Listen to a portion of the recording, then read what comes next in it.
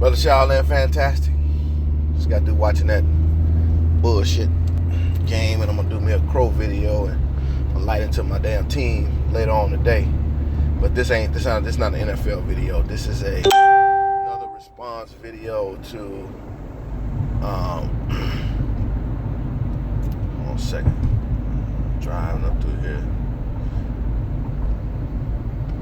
It's another response video to Stephen Rose, and I saw his video that he made last night, and I went through a couple of his videos. I want to make a couple of points. I didn't write any notes down. I'm gonna do a video where I write some notes down and go through it. But it seems to me that I'm watching this video, and he's addressing like people that's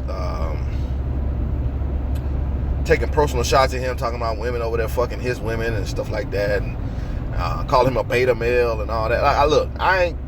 I ain't called him no names or nothing like that. I don't do that. We're just having a discussion. I ain't calling nobody a beta male, but I will address this beta male, alpha male argument. Beta male is subjective. It doesn't. Beta male, alpha male. That's in a kind of a animalistic style or way of defining man or men, or the way men are, and men competing against each other and things like that. I don't pay any attention to people that say, well, you're a beta male.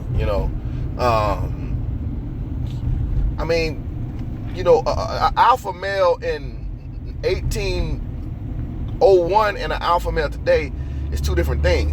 You know what I'm saying? Steve Jobs is an alpha male.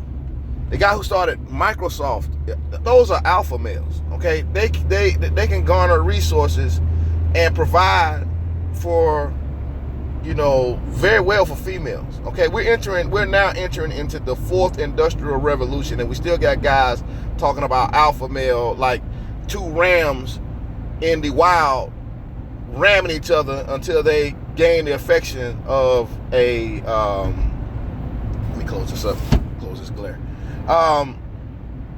Till they gain the affection of a female. Though these guys that saying this kind of stuff like beta male and alpha male, they are primitive.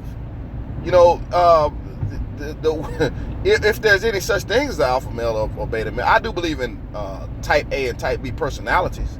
I do believe in things like that, dominant personalities and things like, stuff like that.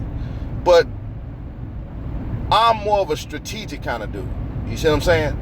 So, when I hear people talking that shit about alpha and beta, and stuff like that, I don't even pay them no attention, because they're primitive thinking, and that is these are people that's going to be phased out.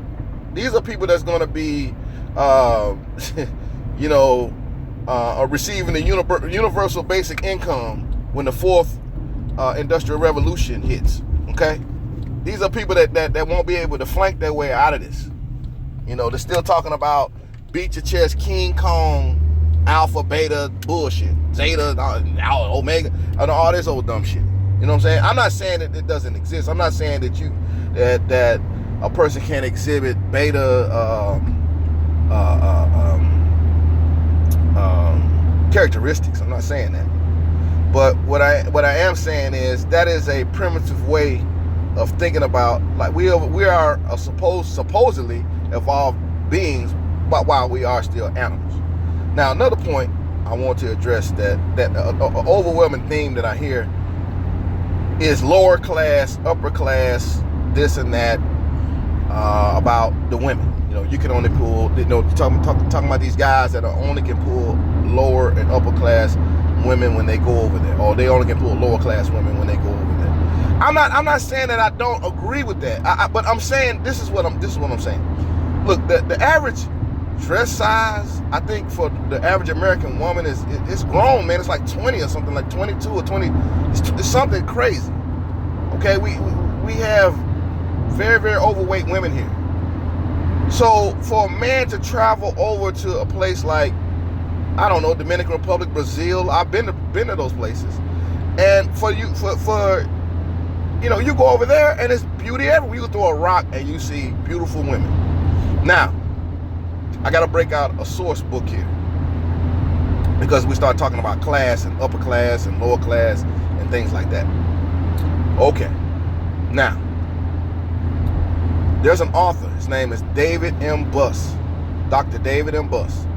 He's an evolutionary psychologist. He wrote a book called The Evolution of Desire. And I believe Mr. Rose, you went to University of Texas. He is out of the University of Texas at Austin. You can look him up. He's all over YouTube doing lectures and stuff like that. But he wrote a book called The Evolution of Desire, which I'm in the middle of reading right now, but he brings up some interesting points.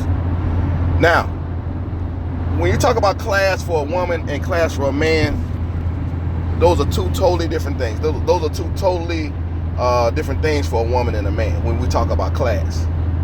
Okay, a man could be, let's say if a man is 18 or 17 years old and he came out of the lower class, right? There's things that he could do to bring himself into the upper class. It may take some years, or middle class.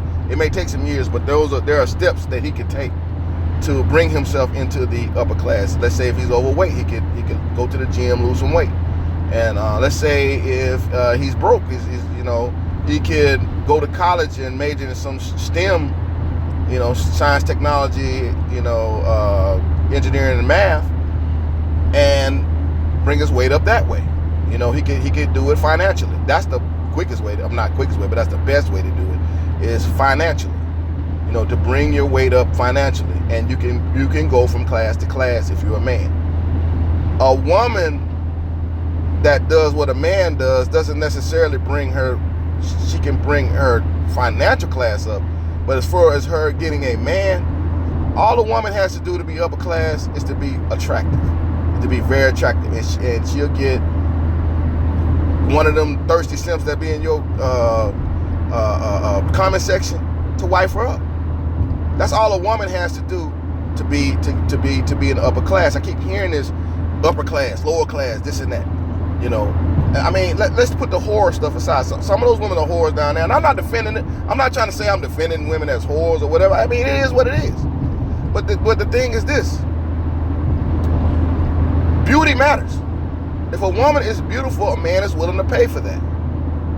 Okay? If a man is over here in the United States and he can't get beauty, and he goes over there, even if it's short term, he's still getting it.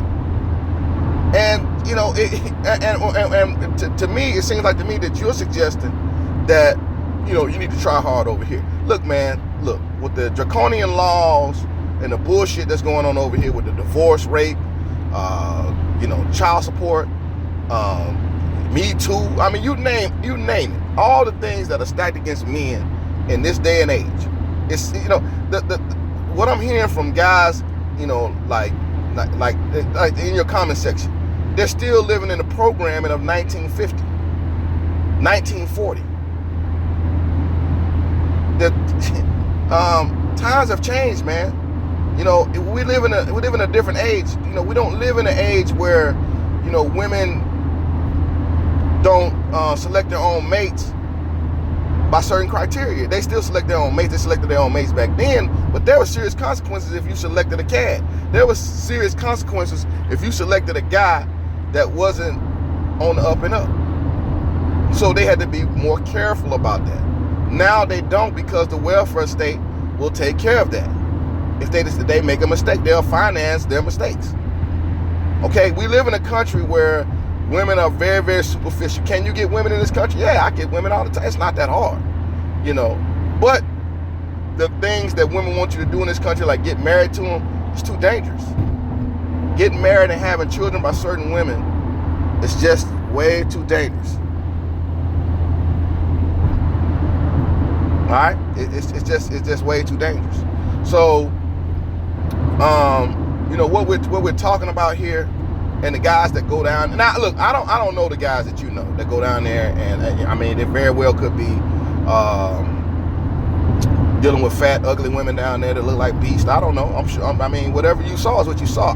What I think with your situation, it's anecdotal. It's what you seen. The guys that I know that go down there be with some beautiful ass women. And I want to address this point about that you always say about black men over here with fat white women, or white guys with fat whatever. Those saying like what you insinuating is the black guys that date fat or women that nobody else in that race wants. Well, I'll say that to this, okay? That just go to me. Though most of the time when you see that, because I see black guys dating attractive white women and attractive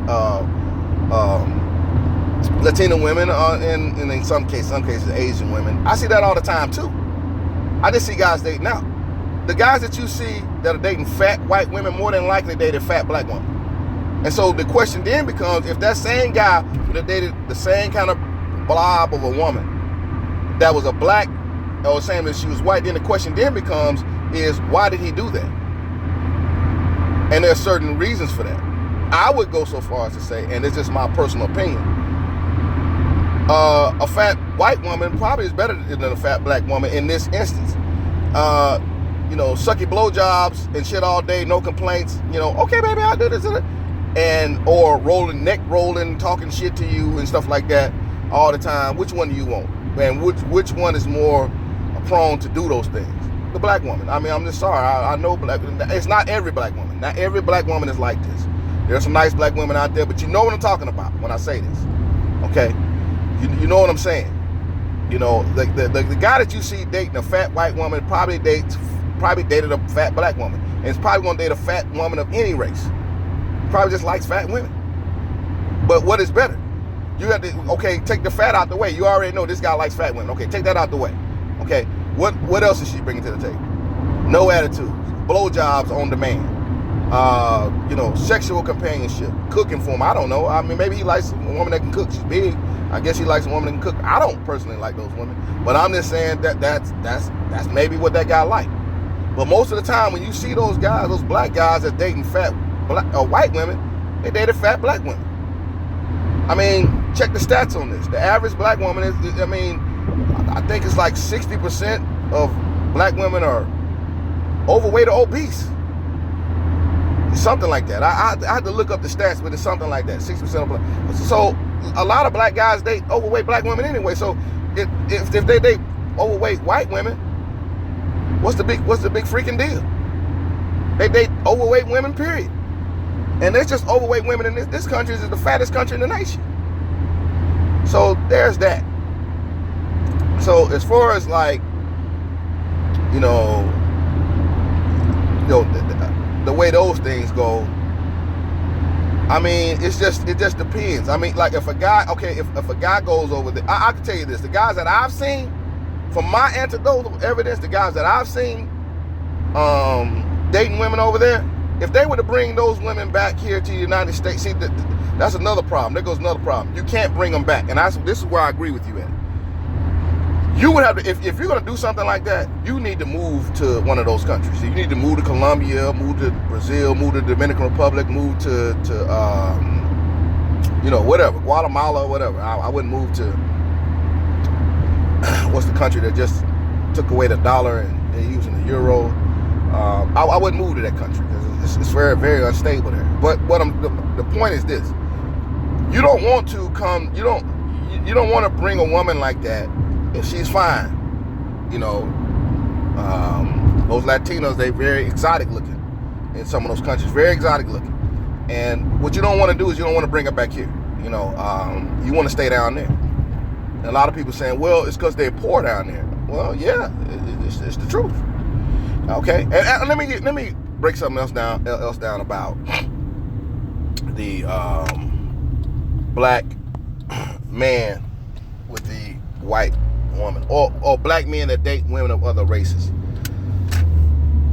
I always use this as a rule of thumb. I say this: look, feminism is like 50 to 70 years ahead amongst black people, amongst the black community, in the black community. It's 50 to 70 years ahead of Latinos and white men. And how do I know that? Well, it's over for black people. We in recovery mode. We in search and rescue, recovery mode. As you can make an argument in the Latino community, I'm speaking of Latin Americans, you can make an argument that Latinos Americans, you can probably change this. You probably can save the situation. In the black community, it's done. It's done with black folks. We are 7 years ahead of feminism. We full steam ahead, but it's done. The train came off the rails a long way back. A long way back. Okay, we're out there searching and rescuing and seeing who's still alive. As with, I would say white and Latino people, they're on that same course, but they can stop the train and reverse course. I could make an argument that they could stop the train and reverse course. Consider this: the current marital rate in the black community right now is somewhere about 27 or 26%. The out of wedlock birth rate is like 80%. Okay, it is off the rails with black folks, with black people, with my people. It's off the rails. It's off the chain. Okay, now are white people any better? They're a little better, but they're headed in the same direction, and so are Latina people. Yes, feminism is the cause of a lot of this, but I would make a determination saying it could possibly be reversed in those two communities. It's already too late in our community. It's already too late. We are in recovery mode. We are in see what we can make out of this, this catastrophe that we got going on. So those are my points, man. I just want to shoot them out to you real quick before I do my, Crow video behind this bullshit that happened today. I'll put that out a little later. I'll probably drop like 2 or 3 videos today. So, all right, man. That's just all I want to say. Hit me back. You got any more comments?